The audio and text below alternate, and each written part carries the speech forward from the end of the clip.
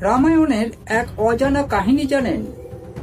কুম্ভকর্ণের পুত্র ভীম যখন জানতে পারলেন তার পিতার মৃত্যুর জন্য শ্রী রামচন্দ্রই দায়ী, তখন তাকে হত্যা করার পরিকল্পনা করেন।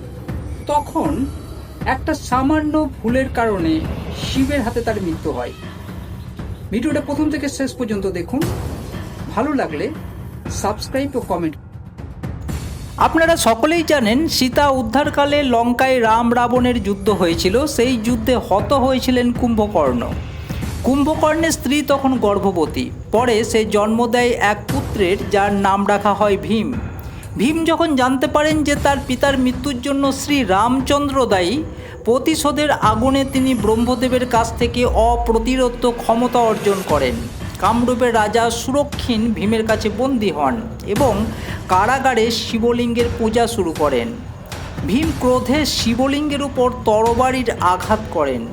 তখন দেবাদিদেব মহাদেবের আবির্ভাব ঘটে। প্রচণ্ড ক্রোধে তিনি ভীমকে ভস্ম করে দেন। কমেন্টে অবশ্যই লিখবেন হর হর মহাদেব। ধন্যবাদ।